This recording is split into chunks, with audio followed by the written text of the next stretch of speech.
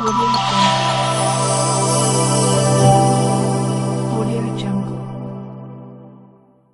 Hello everyone, welcome to world of commerce classes. मेरा नाम है मेधावी मेहरा और मैं आपको करवाने जा रही हूँ 11th की इकोनॉमिक्स। इकोनॉमिक्स सब्जेक्ट मेन शुरू करने से पहले, मेन चैप्टर्स में जाने से पहले हम आज कुछ बेसिक डिस्कशंस करेंगे, बेसिक कंसेप्ट्स को डिस्कस करेंगे, कुछ इंट्रोडक्शंस करेंगे। साथ में मैं आपको कुछ एग्जांपल्स के थ्रू ये समझाऊंगी कि इकोनॉमिक्स के जो बेसिक कंसेप्ट्स होते हैं, जो आपके पूरे चैप्टर्स में चलने वाले हैं, मैं आपको वो आज एक्सप्लेन करूंगी और साथ में हम ये डिस्कस करेंगे कि हमारा इस बार का सिलेबस क्या है। जैसे कि आप जानते हैं, इस बार सीबीएसई ने सिलेबस में काफ़ी चेंजेस किए हैं। ठीक है, जैसे कि पहले 11th में इंडियन इकोनॉमी और साथ में स्टैट्स हुआ करते थे, लेकिन उसकी जगह अब इंडियन इकोनॉमी +2 में हो गई और +2 की माइक्रो इकोनॉमिक्स 11th में आ गई। तो मैं आपको माइक्रो इकोनॉमिक्स बेसिकली करवाने वाली हूँ। माइक्रो इकोनॉमिक्स शुरू करने से पहले मैं आपको आज समझाऊंगी बेसिक क्या कंसेप्ट्स होते हैं। सबसे पहले चलने से पहले मैं आपको एक्सप्लेन करूंगी आपका सिलेबस।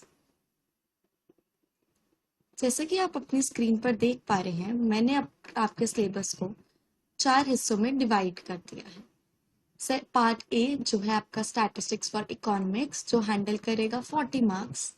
पार्ट बी जो है आपका इंट्रोडक्टरी टू माइक्रो इकोनॉमिक्स, जो हैंडल करेगा आपका 40 मार्क्स। आज की क्लास से हम शुरू कर रहे हैं इंट्रोडक्टरी टू माइक्रो इकोनॉमिक्स, जो है 40 मार्क्स, जिसको मैंने फर्दर 4 पार्ट्स में डिवाइड किया है with the help of chapters and marks, ताकि आपको इजीली ये समझ लग जाए कि आपके चैप्टर्स कितनी वेटेज रखेंगे आपके एग्जाम्स में। क्योंकि मेन हमें, आपको भी पता है, पेपर्स के टाइम पढ़ने पे मेन हमें ये पता होना चाहिए कि किस चैप्टर की कितनी वेटेज होगी और हम उसी हिसाब से वो चैप्टर को उतना ध्यान देते हैं। Last part is project C, that is जिसमें आपको होगा प्रोजेक्ट वर्क, जो कैरी करेगा 20 मार्क्स। जैसे कि आप देख सकते हैं, आपका जो इंट्रोडक्टरी टू माइक्रो इकोनॉमिक्स के 4 पार्ट्स है, उसमें आपका पहला पार्ट है इंट्रोडक्शन, जो है चैप्टर 1 एंड 2, जो हैंडल करेगा आपके 4 मार्क्स। यानी आपके चैप्टर 1 और 2 की कंबाइंड वेटेज होगी 4 मार्क्स। सेकेंड आपका आता है कंज्यूमर इक्विलिब्रियम एंड डिमांड, जो है चैप्टर 3, 4, 5 एंड 6, जो हैंडल करेगा 15 मार्क्स। यानी 4 चैप्टर्स मिलके आपको देंगे 15 marks. Third one is producer behavior and supply, which is chapter 7, 8, 9, 10 and 11, which also gives you 15 marks. यानी producer behavior और supply, इस concept के अंदर हमारे आएंगे 5 chapters and 5 chapters will give you 15 marks, यानी approx 3 marks for each chapter. Okay. Then is forms of market and price determination under perfect competition with simple applications. That is chapter 12 and 13, जो आपको देंगे 6 marks. ठीक है, chapter 12 और 13 की, जैसे आप बेटे देख सकते हो, वो दोनों कंबाइंड आपको देंगे 6 मार्क्स, जो आपको बताएंगे परफेक्ट कॉम्पिटिशन के बारे में, मोनोपोली, मोनोपोलिस्टिक, ओलिगोपोली, इन सब के बारे में। And last is project work, जो आपको स्कूल से, कॉलेज से मिलेगा, जिसकी वेटेज होती है 20 मार्क्स। आई होप आपको सिलेबस क्लियर हुआ। तो आज मेन चलने से पहले मैं आपको इंट्रोडक्टरी टॉपिक, इंट्रोडक्शन चैप्टर 1 की कुछ बेसिक इंट्रोडक्शंस बताऊंगी, कुछ बेसिक्स ये समझाऊंगी इकोनॉमी होती क्या है। तो मैं शुरू करती हूँ। जैसे कि आप पढ़ सकते हैं, जैसे हम इकोनॉमिक्स की डेफिनेशंस पढ़ते हैं, इतनी हैवी डेफिनेशंस होती हैं इकोनॉमिक्स की कि पढ़ते पढ़ते ऊपर से निकल जाता है कि समझ ही नहीं आती इकोनॉमिक्स होती क्या है। तो पहले मैं आपको कुछ बेसिक रीड करके बताऊंगी कि इकोनॉमिक्स क्या कहते हैं, ये लोग लिखते क्या हैं, डेफिनेशंस क्या है। फिर मैं आपको ईजी वे में उसको एग्जाम्पल के साथ समझाती हूँ कि इकोनॉमिक्स होती क्या है। ठीक है, economics is the study of scarcity. इसमें लिखा है कि इकोनॉमिक जो है वो स्कार्सिटी की स्टडी होती है, कि स्कार्सिटी कैसे हमारे रिसोर्सेज पे फर्क डालती है, कि स्कार्सिटी होने से हमारे रिसोर्सेज पे फर्क कैसे डलता है। पहली बात, रिसोर्सेज, रिसोर्सेज होता क्या है? रिसोर्सेज यानी कोई भी ऐसी चीज जो हमारी नीड्स को पूरा करे। ठीक है, जैसे आपको फॉर एग्जाम्पल गर्मी लग रही है, आपने फैन ऑन कर लिया। फैन क्या है? फैन आपके लिए एक रिसोर्स है। रिसोर्स यानी कोई भी ऐसी चीज जो हमारी वांट्स को फुलफिल करती है, उसको हम कहते हैं रिसोर्स। जैसे कि resources are what? Resources are anything which fulfil our, एक मिनट मैं आपको लिख देती हूँ। रिसोर्सेस क्या है? Resources are anything which fulfil our wants, यानी रिसोर्सेस कुछ ऐसी चीजें होती हैं जो हमारी वांट्स को फुलफिल करती हैं। ठीक है, आई होप आपको डेफिनेशन क्लियर हुई। अब दूसरा आप देखेंगे तो दूसरा आपको वर्ड यहाँ पे दिया है स्कार्सिटी। अब स्कार्सिटी का क्या मतलब हुआ? सबसे मेन होता है स्कार्सिटी, क्योंकि आप इकोनॉमिक्स जब आगे पढ़ेंगे, चैप्टर्स आगे चलेंगे, तो आपको स्कार्सिटी वर्ड बार बार मिलेगा। स्कार्सिटी का मतलब क्या होता है? स्कार्सिटी का मतलब मैं आपको एक छोटी सी डेफिनेशन के साथ समझाती हूँ यहाँ पे, एक डायग्राम के साथ कि स्कार्सिटी होती क्या है। एक स्कार्सिटी का मतलब होता है, फॉर एग्जाम्पल आपके घर आज पानी नहीं आया, आज बिल्कुल भी पानी नहीं घर आएगा, तो आपने क्या किया, आप घर के काम तो करने हैं, सुबह ही पानी नहीं आया तो आपने क्या किया, आपने एक वाटर टैंक मंगवा लिया। वो वाटर टैंक 10 लीटर्स का था। अब वाटर टैंक तो मंगा लिया, पर घर का सारा काम करना, तुमने सोचा कि पहले काम सोच लेते हैं घर का क्या क्या काम करना है। सोचा नहाना है, गाड़ी धोनी है, खाना बनाना है, कपड़े धोने हैं, ये सारे काम आपने सोच लिए, लेकिन आपके पास सिर्फ एक वाटर टैंक है, सिर्फ एक ही वाटर टैंक है और उस वाटर टैंक में 10 लीटर ही पानी है। तो सिर्फ उतने मिनिमम 10 लीटर के पानी में, मतलब सिर्फ उतने परफेक्ट 10 लीटर में जिससे आपको ज्यादा पानी नहीं मिलेगा, सिर्फ 10 लीटर को किस तरीके से आप डिवाइड करोगे ताकि आपकी चारों नीड्स पूरी हो जाए, उसको कहते हैं स्कार्सिटी। स्कार्सिटी का मतलब होता है जब भी कोई आपके पास रिसोर्स एक लिमिटेड क्वांटिटी में हो, एक लिमिटेड अमाउंट में हो, जिसको आप इंक्रीज नहीं कर सकते और आपको उसको फुलफिल करना है अपनी नीड्स में, that is scarcity. Okay, scarcity का क्या मतलब हुआ? स्कार्सिटी मीन्स जब आपकी रिसोर्सेज जो हैं वो लिमिटेड है, यानी आप अपने रिसोर्सेज को बढ़ा नहीं सकते हो, आपको उसी रिसोर्स के साथ अपना आगे काम चलाना है, दैट इज स्कार्सिटी। ठीक है, और फिर आते हैं रिसोर्स। जैसे मैंने बताया रिसोर्स क्या था, रिसोर्स मीन्स कोई भी ऐसी चीज जो हमारी नीड्स पूरी करती है। स्कार्सिटी में एक और कंसेप्ट आता है, दैट इज चॉइस। चॉइस कैसे आएगी? अब जैसे स्कार्सिटी है, अब आपके पास लिमिटेड रिसोर्स, जैसे हमने पानी की एग्जांपल कि हमारे पास वाटर टैंक था ही 10 लीटर का, उसमें से हमने 4 चीजें फुलफिल करनी है। तो चॉइस, चॉइस का मतलब ये होता है हम इन चारों में से ये सोचेंगे कि किस चीज को हमें ज्यादा पानी देना होगा, हम पानी को इस अकॉर्डिंग डिवाइड करेंगे ताकि जो चीज नेसेसिटी है उसको ज्यादा अमाउंट में पानी मिल जाए, ताकि बाकियों को कम भी मिले तो काम चल जाए लेकिन हमारी नीड्स पूरी हो जाए, दैट इज चॉइस। स्कार्सिटी अपने साथ चॉइस भी लेके आती है। स्कार्सिटी जब लिमिटेड रिसोर्स होंगे, जब चीजों की कमी ही होगी, तो बाय डिफॉल्ट हमें चॉइस तो करनी पड़ेगी, क्योंकि हम सारी चीजें तो ले ही नहीं सकेंगे फिर। ठीक है, और इकोनॉमिक्स में स्कार्सिटी मोस्टली कंसिडर होती है वेल्थ के साथ। ये जो आपकी वेल्थ यानी आपके पास जो पैसा है, यानी जो आपकी कमाई है, जो आपकी इनकम है, वो फिक्स्ड है, वो बढ़ेगी नहीं, उसको कांस्टेंट वेरिएबल लेके इकोनॉमिक्स में चलते हैं, जिसके थ्रू आपके बाकी सारे फैक्टर्स को मेजर किया जाता है। ठीक है, आई होप मैं यहाँ तक क्लियर हूँ। Production of goods and services, the growth of complicated issues that affect society.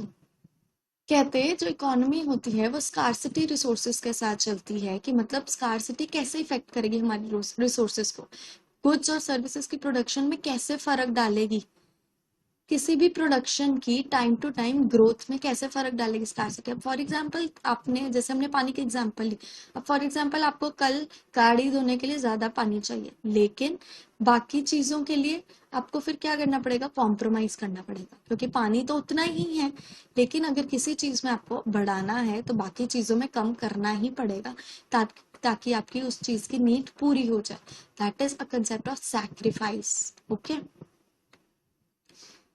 Economic study which is human activity relating to wealth, जैसे मैंने आपको अभी बताया, इकोनॉमिक स्टडी होती है human activity relating to wealth, that means पैसे के साथ हम कैसा काम करते हैं।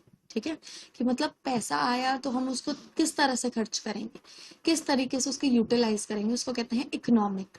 इकोनॉमिक मीन्स पैसे के साथ हमारा ह्यूमन बिहेवियर कैसा है, हम किस तरीके से काम करते हैं, हम अपनी कौन सी नीड्स पहले रखते हैं, हम अपनी कौन सी वांट्स पहले रखते हैं, किसको कितना पैसा देते हैं, किसको कितना पैसा नहीं देते हैं, किस हिसाब से कॉम्प्रोमाइज करते हैं, अपने नीड्स को किस ऑर्डर में हमने डिफाइन किया है और क्या सोच के डिफाइन किया है, ये सारा स्टडी होता है हमारा इकोनॉमिक्स में। ठीक है।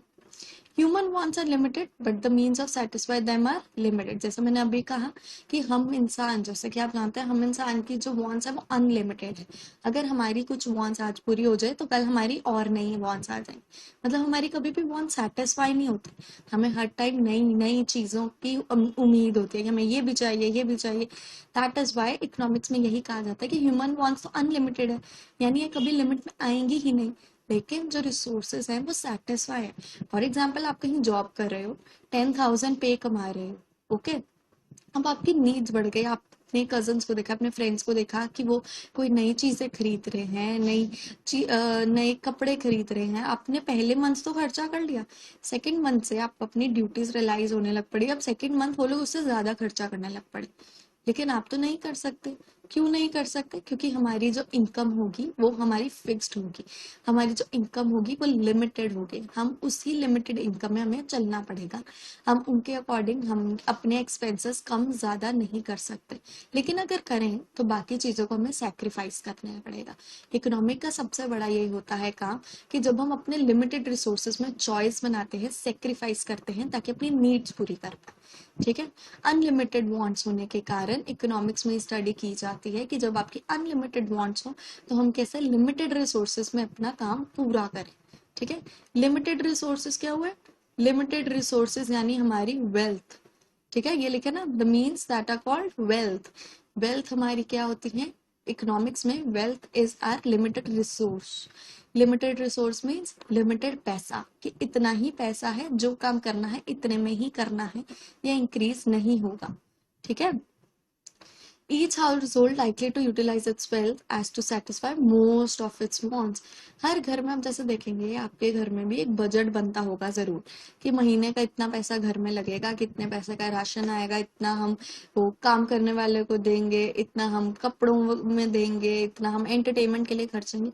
उसी को किस तरीके से यूटिलाइज करें ताकि हमारी जो सेटिस्फैक्शन है वो हम मैक्सिमाइज कर पाए, ये होती है स्टडी वेल्थ की। किसी एक हाउस होल्ड की जब बजट को इस तरीके से एलोकेट या डिवाइड किया जाता है कि जिस हिसाब से हमारी सेटिस्फैक्शन मैक्सिमाइज हो सके।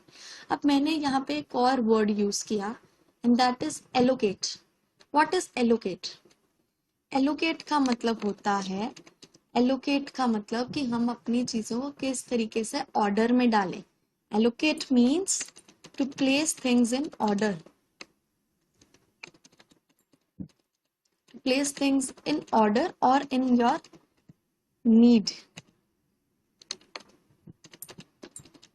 यानी आप किस चीज को कितना पैसा दे रहे हैं कि वो एलोकेट, यानी एलोकेट आप पैसा किस तरह से किन किन चीजों में खर्च रहे हैं। जिन चीजों में आप पैसा खर्च रहे हैं that means allocation. Allocation means पैसा आपने कहाँ कहाँ खर्चा है। जैसे मुझे 10,000 मिला, मैंने शॉपिंग की, मैंने खाना लिया, मैंने और पार्टी की, तो वो एलोकेट का मतलब कि मैंने वो पैसे को 3 हिस्सों में डिवाइड किया है, एलोकेट किया है। वो 3 हिस्से क्या हुए? पार्टी, खाना और शॉपिंग। एलोकेशन का मतलब होता है जब हम अपनी चीजों को, अपने वेल्थ को या अपने रिसोर्सेस को डिवाइड करते हैं कुछ चीजों के बीच में, दैट इज एलोकेशन। ठीक है। आई होप यहां तक मैं क्लियर हूं। लाइकवाइज जैसे कि आपको अभी मैंने बताया कि हम ह्यूमंस ये करते हैं, अब हम ह्यूमंस ये करते हैं, डिमांड करते हैं, तो प्रोड्यूसर्स भी तो ये कर सकते होंगे। प्रोड्यूसर्स कौन होते हैं? प्रोड्यूसर्स यानी सारे मैन्युफैक्चरर्स या कंपनी हेड्स जो हमारे लिए प्रोडक्ट्स बनाते हैं, जिन प्रोडक्ट्स को कंज्यूम करके हमें सेटिस्फैक्शन मिलती है। अब हमें सेटिस्फाई करने के लिए प्रोड्यूसर्स को भी तो अपने नीड सेटिस्फाई करने पड़ेंगे। तो इकोनॉमिक्स में ये चलता है कि प्रोड्यूसर्स भी मैक्सिमाइज करने का सोचता है अपने प्रॉफिट्स को, वो अपनी वेल्थ को, अपने स्कार्स रिसोर्सेज को। प्रोड्यूसर्स के स्कार्स रिसोर्सेज क्या हुए? उसकी लेबर, उसकी मशीनरी, उसका रॉ मटेरियल। इसका मतलब प्रोड्यूसर भी अपने स्कार्स रिसोर्सेज को इस तरीके से एलोकेट करता है कि वो भी मैक्सिमाइज मैक्सिमाइज यानी मैक्सिमम प्रॉफिट कमा पाए, क्योंकि एट द एंड प्रोड्यूसर का क्या गोल होता है? प्रोड्यूसर का गोल तो एक ही होता है कि वो मैक्सिमम जितना हो सके उतना ज्यादा प्रॉफिट कमा पाए। ठीक है, बिजनेस करने बैठे हैं, लॉस में तो जाएंगे नहीं, प्रॉफिट ही चाहिए। तो बेसिक कंसेप्ट क्या होता है प्रोडक्शन में कि हमें मैक्सिमम प्रॉफिट चाहिए लेकिन लिमिटेड रिसोर्स के साथ। ये होती है हमारी इकोनॉमिक स्टडी। ठीक है, अभी ये तो हमने पढ़ी डेफिनेशंस, जो बुक में मिल जाएगी, गूगल्स में मिल जाएंगी, हमें डेफिनेशंस मिल जाएंगी। लेकिन अब मैं आपको समझाती हूँ इकोनॉमिक होती क्या है, एक एनिमेशन के साथ, एक स्लाइड के साथ इकोनॉमिक्स क्या होती है। ठीक है, ये देखिए, इकोनॉमिक जैसे कि आपको मंथली एक्सपेंस मिला है, आपके पेरेंट्स ने आपको मंथली एक्सपेंस दिया है 10,000 रुपीज। उन्होंने आपको कहा है कि आपको मंथ में सिर्फ 10,000 ही मिलेगा, आपको जो खर्चा करना है, जो काम करना है वो 10,000 में ही करना है। ठीक है, वैसे तो 10,000 बहुत ज्यादा है किसी भी बच्चे को देने के लिए, पर फिर भी एग्जाम्पल में कि जैसे आपके पेरेंट्स ने आपको 10,000 दिया कि कहा खर्चा जो करना है इस मंथ सारा इसमें से करना है, हम और पैसे बिल्कुल भी नहीं देंगे। तो आप सोच में पड़ गए कि इस 10,000 का करें क्या, मतलब इस 10,000 को खर्चे कहाँ कहाँ, क्योंकि इससे कितनी चीजें लेनी है तो कैसे डिवाइड करोगे। आपने पहले सोचा कि मुझे 10,000 कहाँ कहाँ चाहिए, कि मुझे क्या क्या चीजें लेनी है इसमें। तो आपने अपनी नीड्स को डिवाइड कर लिया कि हाँ मुझे चॉकलेट्स लेनी थी, मुझे पार्टी करनी थी, मुझे सेविंग्स भी करनी है और मुझे शॉपिंग भी करनी है। ठीक है, आपने सोचा कि इस महीने भाई मुझे तो बहुत सारे काम है, मुझे तो पार्टी करनी है, मुझे तो चॉकलेट्स भी लेनी है, मुझे तो सेविंग्स भी करनी है, शॉपिंग भी करनी है, लेकिन पैसे तो लिमिटेड है, पैसा तो सिर्फ 10,000 है। तो क्या करेंगे, हम अपना दिमाग चलाएंगे।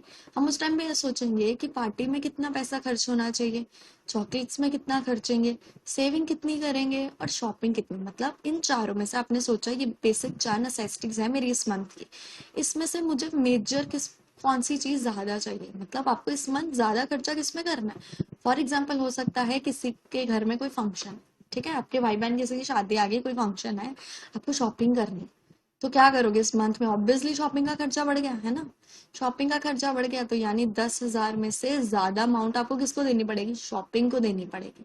अब अगर आप 10,000 में से 5,000 शॉपिंग को ही दे दोगे तो बचे हुए 5,000 को आपको इन 3 हिस्सों में डिवाइड करना पड़ेगा, अपने ऑर्डर के हिसाब से एलोकेट करना पड़ेगा। ऑर्डर के हिसाब से मतलब चलो आपने सोचा कि पहली सबसे जरूरी शॉपिंग, ठीक है, सबसे ज्यादा पैसा शॉपिंग में खर्च दिया, अब बचा 5,000। 5,000 आपने सोचा शॉपिंग के बाद दूसरी सबसे इंपॉर्टेंट चीज मेरे लिए क्या है तीनों में से। ठीक है, तो आपने तीनों को ध्यान से देखा, आपने सोचा यार दोस्त बहुत बोल रहे थे बर्थडे भी आ रहा है तो पार्टी तो देनी ही पड़ेगी, पार्टी के बिना तो कुछ नहीं होगा। ठीक है, पार्टी देनी भी जरूरी है। अब बचे 5,000 में से आप अपनी सेकंड ऑप्शन रखोगे पार्टी। फॉर एग्जाम्पल 5,000 में से आपने 3,000 सोचा कि यार पार्टी को देना पड़ेगा, 3 में नहीं 4 ले लो, कि आजकल 3 में होता भी क्या है, 4,000 में पार्टी करनी पड़ेगी। अब 4,000 में पार्टी कर ली तो बचा तो सिर्फ 1,000, एक 1,000 बचा ना, तो 1,000 को आपको डिवाइड करना पड़ेगा चॉकलेट्स और सेविंग। फिर आपने सोचा कि यार 1,000 बचा है, उसमें सब मैं 500 की चॉकलेट 500 की सेविंग करूंगा तो वो तो लॉस होगा, क्योंकि सेविंग ज्यादा चाहिए, अगले महीने और पैसे चाहिए, अगले महीने फिर 10,000 मिलेंगे तो कैसा खर्चा चलेगा। ठीक है, तो आपने क्या किया, 1,000 में से फिर 800 सेविंग में दे दिए और 200 की चॉकलेट्स ले ली। इसको कहते हैं एलोकेशन ऑफ रिसोर्सेज। एलोकेशन मतलब आपकी नीड्स, आपका प्रेफरेंस सबसे ज्यादा क्या था, उस हिसाब से आपने अपने पैसों को डिवाइड कर दिया कि भाई सबसे ज्यादा मुझे शॉपिंग करनी थी तो सबसे ज्यादा पैसा मैंने शॉपिंग को दे दिया, फिर मुझे पार्टी करनी थी तो पार्टी में दे दिया और बचे हुए पैसे चॉकलेट्स और सेविंग्स में डाल दी। ठीक है, इसको कहते हैं अपनी एलोकेशन ऑफ रिसोर्सेस। ये है इकोनॉमिक्स, बेसिक इकोनॉमिक्स। इकोनॉमिक्स का मतलब होता है स्कार्सिटी ऑफ रिसोर्स। इकोनॉमिक्स का बेसिक मतलब होता है, आपको बताती हूँ, इकोनॉमिक्स का मतलब होता है, economic means utilising scarce resource in a proper way. यानी आप स्कार्स रिसोर्स को इस तरीके से यूज करें कि आपकी जो सेटिस्फैक्शन है, आपकी जो नीड्स है वो प्रॉपरली सेटिस्फाई हो जाए, यानी आपकी जो नीड्स और वांट्स है वो प्रॉपरली आप सेटिस्फाई कर पाओ। ठीक है, economics means utilising scarce resource in proper way so that we can satisfy our wants, so that we can maximize maximize so that we can satisfy maximum our wants.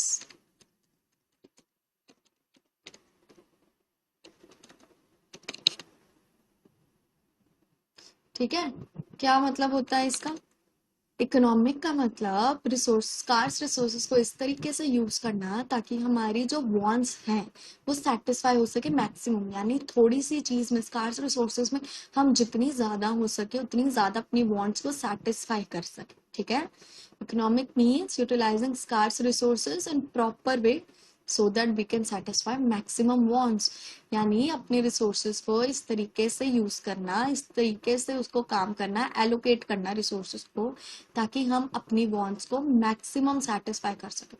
मतलब अपनी जितनी, जैसे हमारी 10 वांट्स हैं तो उसमें से कोशिश करें कि 6 को 7 ये तो हम सेटिस्फाई कर पाए, ताकि बाकी अगले महीने डाल दें तो कुछ चलेगा, लेकिन उस 10 में से 6-7 तो इस महीने कवर हो जाए। ठीक है, उसको कहते हैं हम economic. Economics is a study of scarce resources. ठीक है, इकोनॉमिक्स क्या होती है?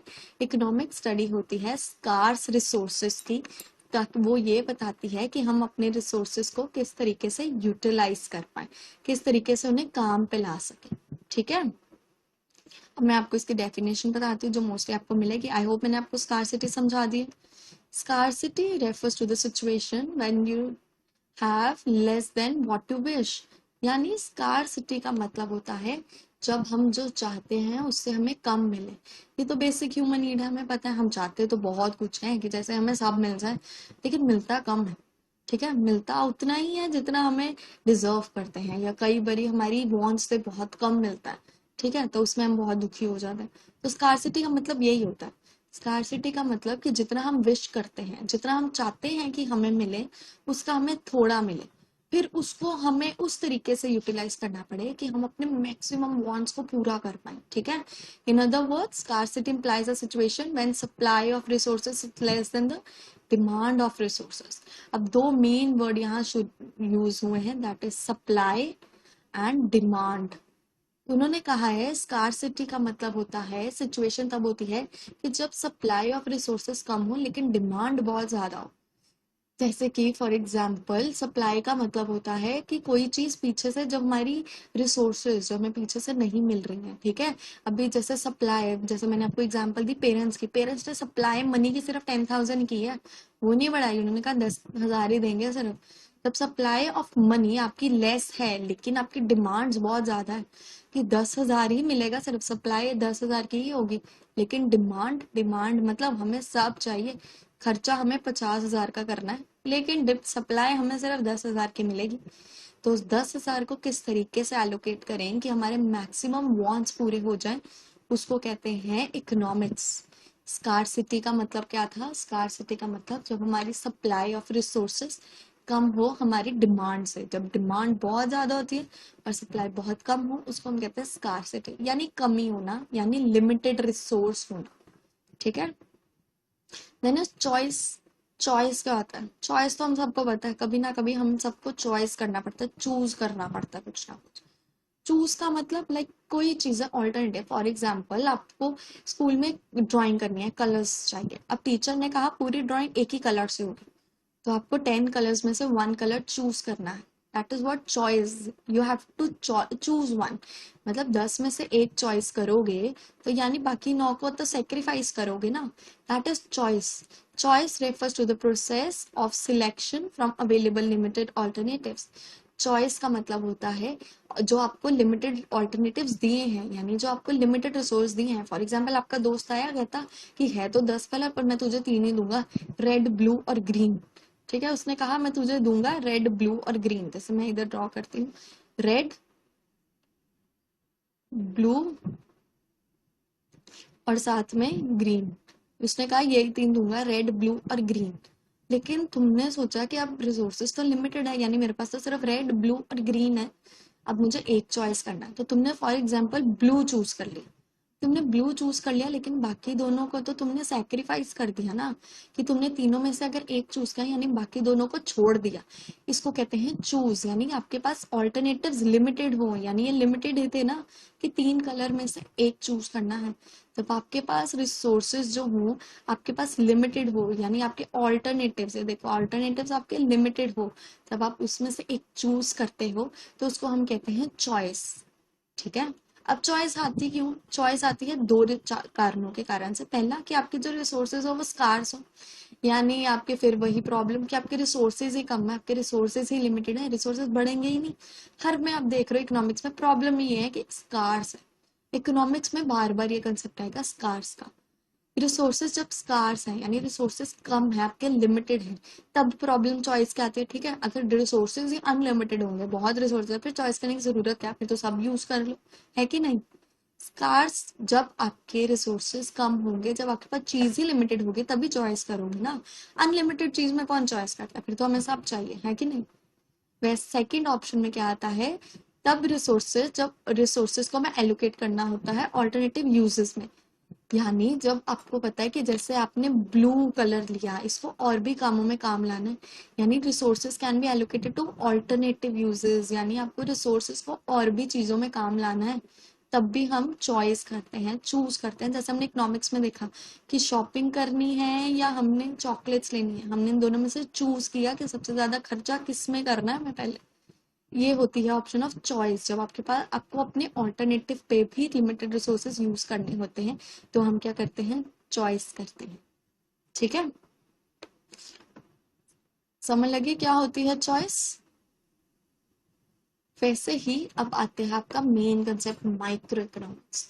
इकोनॉमिक्स बेसिकली सारी स्टडी ही होती है हमारी चॉइस के ऊपर, हमारी स्कार्सिटी के ऊपर। आप देखोगे यहाँ पे भी हमने क्या पढ़ा, स्कार्सिटी पढ़ी, चॉइस पढ़ी, वेल्थ पढ़ी। तो इकोनॉमिक्स होती ही ये है। इकोनॉमिक्स, अगर आपके इकोनॉमिक्स में स्कार्सिटी नहीं हो, लिमिटेड रिसोर्सेज ना हो, तो जो अपनी इकोनॉमिक्स होगी वो कोई सेंस ही नहीं बनाएगी। ठीक है ना। जब आपकी वेल्थ बढ़ती ही जाएगी, तो फिर आप किस चीज में एलोकेट करोगे, आप तो बिल्कुल एलोकेट नहीं करोगे। आपकी नीड्स बढ़ती जाएगी, आप अपनी नीड्स फुलफिल करते जाओगे, क्योंकि इनकम लेवल बढ़ता गया है ना। इनकम लेवल नहीं कम होगा, नहीं स्टेबल रहेगा, तो इकोनॉमिक्स का फायदा ही क्या। ठीक है ना। जब रिसोर्सेस स्कार्स होंगे आपके पास, तो ही हम इकोनॉमिक्स करते हैं। ठीक है। इकोनॉमिक्स का फायदा ही पढ़ने का तब होता है जब हमारे पास लिमिटेड स्कार्स रिसोर्सेस होते हैं।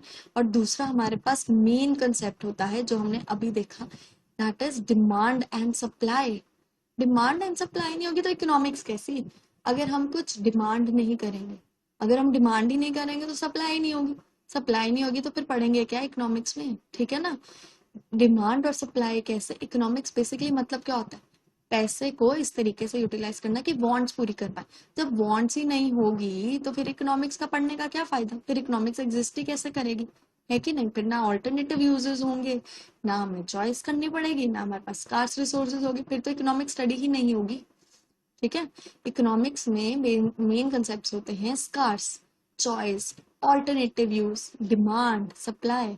एंड आई होप मैंने आपको क्लियर किया कि demand, supply, scarcity, choice, alternative uses होते क्या है। ठीक है। दूसरा सबसे इंपॉर्टेंट हमें आता है कि इकोनॉमिक्स की हम इतनी डेफिनेशंस पढ़ते हैं। ठीक है।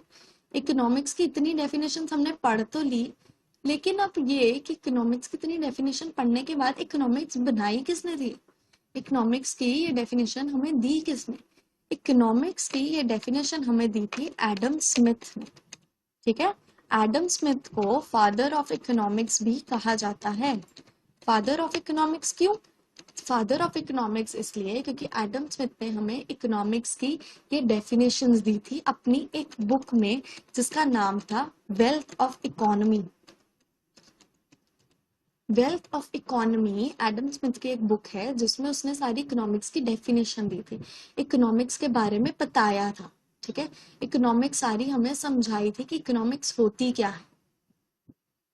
ठीक है।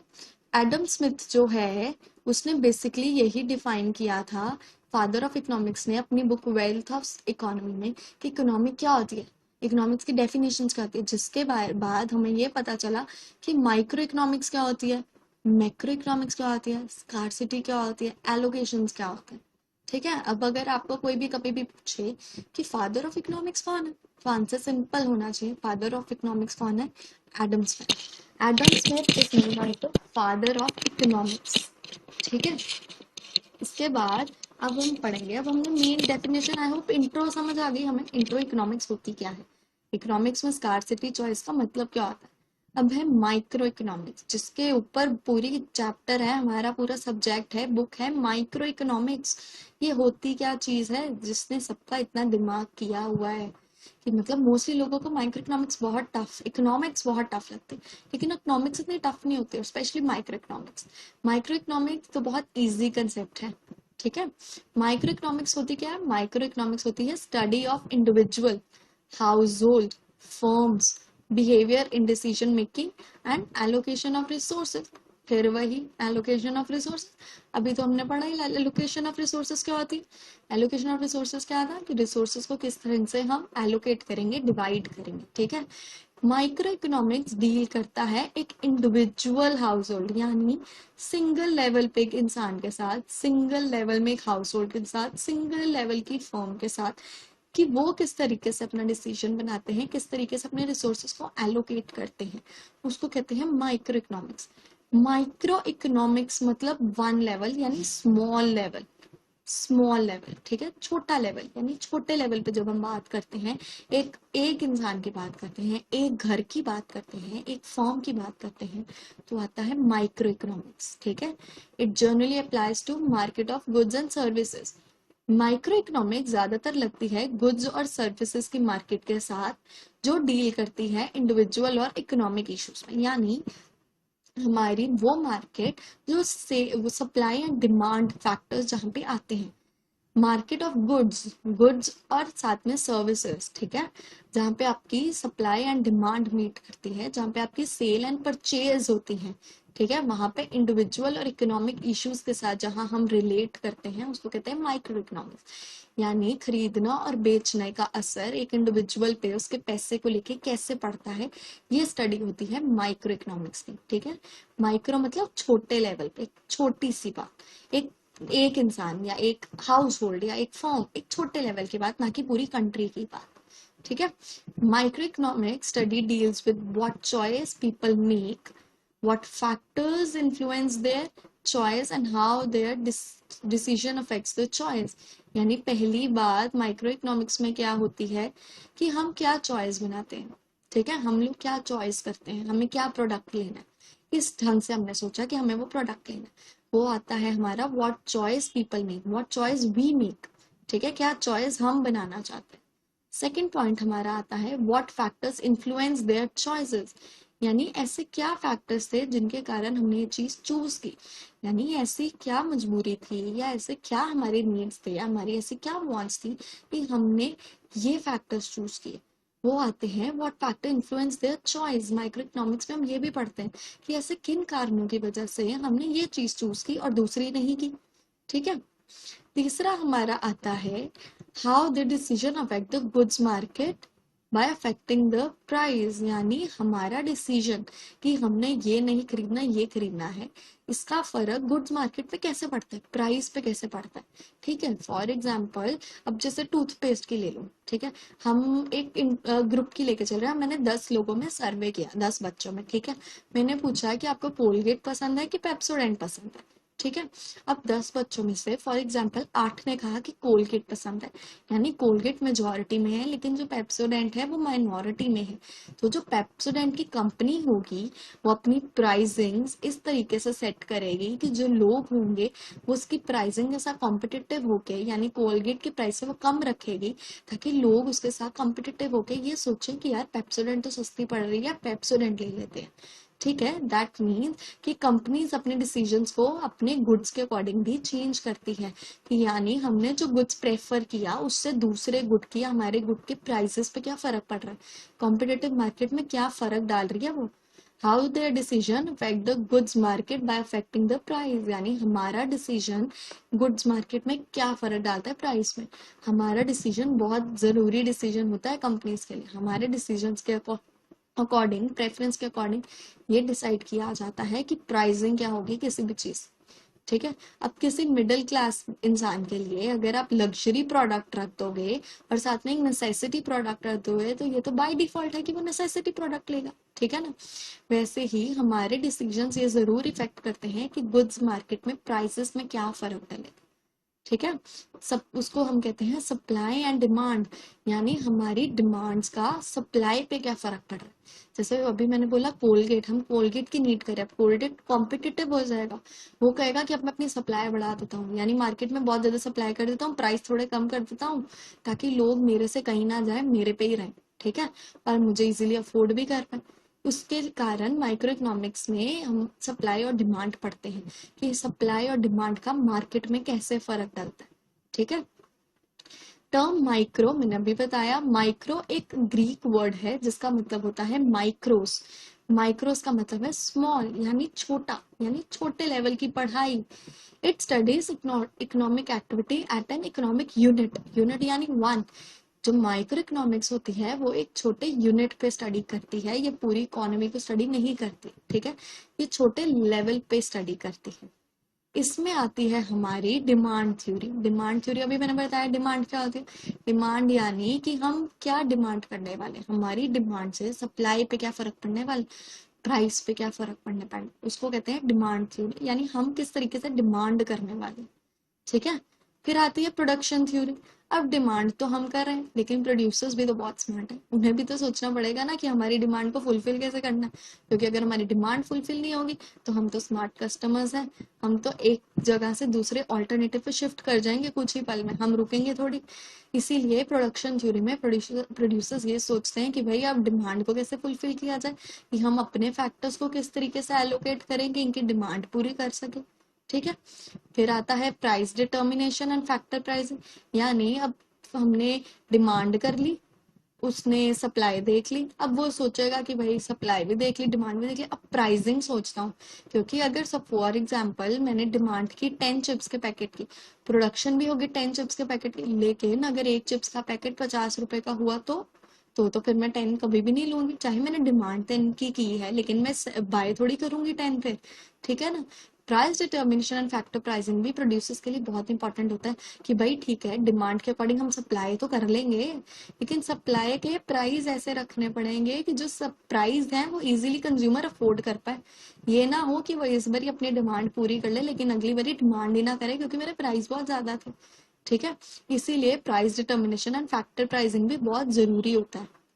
ये हमें ये बताते हैं कि किस अकॉर्डिंग पूरी मार्केट इकट्ठे चलती है, किस तरह से पूरी मार्केट को कुछ ना कुछ लिमिटेड रिसोर्सेज मिले होते हैं जिन्हें उन्हें एलोकेट सैक्रिफाइस करके कुछ एलोकेशंस करनी पड़ती है ताकि वो अपने नीड्स, अपने वांट्स, अपने प्रॉफिट्स को मैक्सिमाइज कर पाए, ठीक है। ये होती है माइक्रो इकोनॉमिक्स। माइक्रो यानी study at a small level. अब मैं आपको एक उसके पीपीटी के थ्रू ये समझाती हूँ कि माइक्रो और मैक्रो इकोनॉमिक्स होती क्या है, ठीक है। ये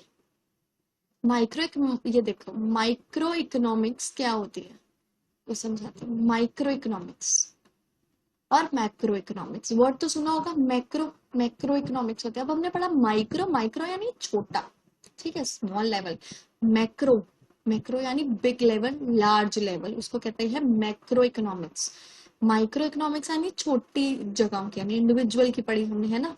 वैसे मैं आपको बताती हूँ माइक्रो, माइक्रो यानी देखो एक इंडस्ट्री की पढ़ाई, एक इंडस्ट्री आएगी तो क्या होगा माइक्रो, ठीक है। एक इंडिविजुअल के बारे में जब हम पढ़ेंगे तो क्या आएगा माइक्रो, ठीक है। एक इंडिविजुअल, एक इंडस्ट्री, एक घर की जब हम बात करेंगे तो आता है माइक्रो इकोनॉमिक्स, ठीक है। माइक्रो इकोनॉमिक्स में हमें पढ़ा सबसे ज्यादा फर्क इसका डलता है सप्लाई और डिमांड का, कि अगर सप्लाई और डिमांड प्रॉपर नहीं होगी तो माइक्रो इकोनॉमिक्स में बहुत प्रॉब्लम आएगी, ठीक है। यानी माइक्रो इकोनॉमिक्स हमारी किसके साथ डील कर रही थी, एक फैक्ट्री के साथ, एक इंडिविजुअल के साथ, एक हाउस होल्ड के साथ, स्मॉल लेवल पे, ठीक है, एक इकोनॉमिक यूनिट के साथ।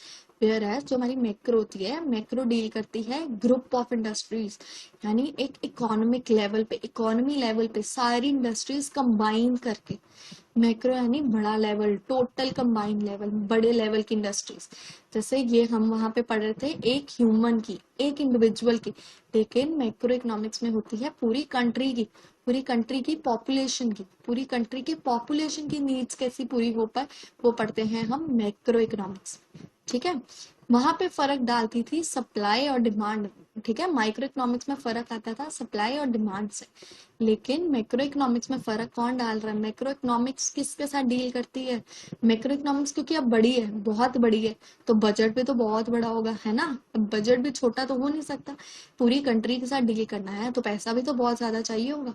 ठीक है, तो माइक्रो इकोनॉमिक्स डील करती है मॉनेटरी और फिस्कल पॉलिसी के साथ, यानी गवर्नमेंट की जो मॉनेटरी फिस्कल पॉलिसीज होती हैं, मैक्रो इकोनॉमिक्स उसके साथ डील करती है। मैक्रो इकोनॉमिक्स ये बताती है कि उसके साथ हमारी इकोनॉमी लेवल पे कैसे ये सब डिफाइन किया जाता है, कैसे इस सब में फर्क डलता है। ठीक है, आई होप मैं यहाँ तक क्लियर हूँ आज कि माइक्रो इकोनॉमिक्स और मैक्रो क्या होती है।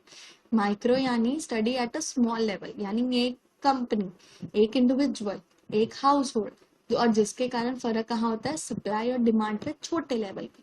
लेकिन macro means group of industry, सारी कंबाइंड।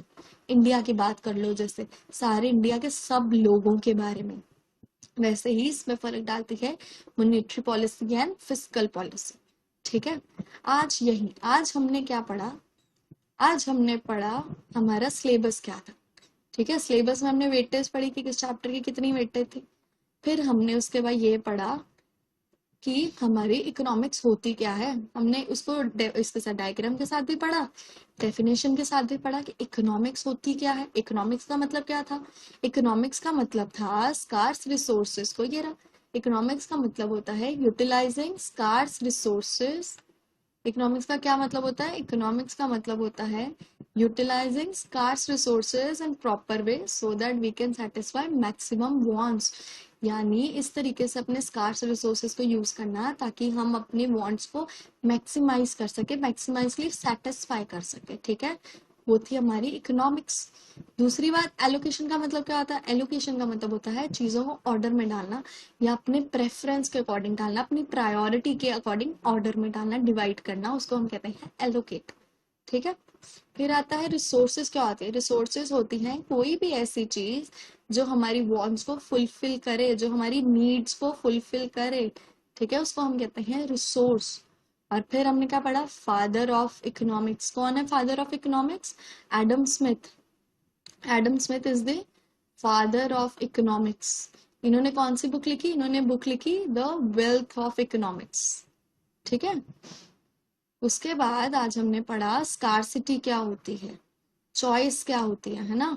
स्कार्सिटी क्या थी? स्कार्सिटी का मतलब जब हमारी सप्लाई हमारे डिमांड से कम हो, जब हमारी सप्लाई जो है वो लिमिटेड हो लेकिन डिमांड बहुत ज्यादा हो, वो होती है स्कार्सिटी, यानी लिमिटेड रिसोर्स होना, कमी होना। ठीक है, फिर आती है चॉइस। चॉइस यानी चूज करना। चॉइस किन कारणों के कारण करते हैं हम? या तो चीजें स्कार्स हो, या तो हमें ऑल्टरनेटिव यूज में भी अपनी चीजों को एलोकेट करना है, इसलिए। ठीक है, फिर हमने स्कार्सिटी की डेफिनेशन देखी कि स्कार्सिटी का मतलब होता क्या है, कैसे काम करती है। फिर आता है माइक्रो इकोनॉमिक्स। माइक्रो इकोनॉमिक्स हमने पढ़ा, माइक्रो इकोनॉमिक्स यानी study at a small level, यानी छोटे लेवल की पढ़ाई, एक छोटे यूनिट की पढ़ाई। ठीक है ना, जिसमें हमारी क्या मार्केट फोर्सेस फर्क डालती है? वो होती है डिमांड और सप्लाई। ये डालती है इंडिविजुअल पे फर्क ताकि उसके इकोनॉमिक इश्यूज सॉल्व हो सके। इकोनॉमिक इश्यूज के साथ वो कैसे रिलेट करता है। उसके बाद इकोनॉमिक स्टडी किसके साथ डील करती है? इकोनॉमिक स्टडी डील करती है कि हम क्या चॉइस बनाने वाले हैं। ठीक है ना, दूसरा कि हम किन फैक्टर्स के कारण इन्फ्लुएंस कर रहे हैं अपनी चॉइस को, यानी हमें क्या ऐसे फैक्टर्स मिले जिस कारण हम अपनी चॉइस को इन्फ्लुएंस किया। पहला था कि क्या चॉइस हमने बनाई। ठीक है, लास्ट होता है कि हाउ हमारे डिसीजंस को कैसे मार्केट में फर्क डालता है, यानी हमारे डिसीजंस कैसे प्राइस पे फर्क डालते हैं, या हमारे डिसीजंस के कारण कस्टमर वो जो प्रोड्यूसर्स होते हैं वो कैसे इतना स्मार्टली ये सोचते हैं कि प्राइस कैसे रखना चाहिए ताकि हम अब उनकी चीजें ज्यादा से ज्यादा खरीद पाए। वो उसके बाद क्या पढ़ा हमने कि माइक्रो का मतलब ग्रीक वर्ड माइक्रो से आया है, जिसका मतलब क्या होता है? स्मॉल। ये किसकी पढ़ाई करता है? ये पढ़ता है एक इकोनॉमिक यूनिट, यानी एक छोटे लेवल पे। ठीक है, उसके बाद इकोनॉमिक स्टडी में हम क्या पढ़ने वाले हैं? इकोनॉमिक स्टडी में हम पढ़ने वाले हैं माइक्रो इकोनॉमिक्स में क्या पढ़ना है? माइक्रो इकोनॉमिक्स में पढ़ना है डिमांड थ्योरी, यानी हमारी डिमांड कैसे फर्क डालती है, हमारी डिमांड कैसे चेंज होती है, किस अकॉर्डिंग चेंज होती है, क्या चीजें होती है जिससे हमारी डिमांड में चेंज आते हैं। फिर हमने पढ़ना है प्रोडक्शन थ्योरी कि हमारी डिमांड चेंज होने से सप्लाई पे क्या फर्क पड़ता है। सप्लाई के रिसोर्सेज किस तरीके से चेंज किए जाते हैं, सप्लाई में किस तरीके से चेंज आता है। ठीक है, फिर हमने पढ़ना है price determination and factor pricing, यानी प्राइस किस तरीके से या फैक्टर्स किस तरीके से डिफाइन किए जाते हैं, फैक्टर्स के प्राइस और चीज़ों के प्राइस किस तरीके से प्रोड्यूसर्स रखता है ताकि हम इजिली और ज़्यादा चीज़ें खरीद सकें। ठीक है, आई होप आज के लिए मैं क्लियर हूँ कि मैंने आज क्या पढ़ाया। ठीक है, आज हमने पढ़ा माइक्रो इकोनॉमिक्स और कुछ बेसिक इंट्रोडक्शंस। आज बस इतना ही। नेक्स्ट क्लास में मैं आपको पढ़ाऊंगी कि बाकी माइक्रो और मैक्रो में बुक्स की डेफिनेशन के अकॉर्डिंग या हम पीपीटीज और एग्जाम्पल से समझेंगे कि माइक्रो और मैक्रो में और क्या फर्क होता है।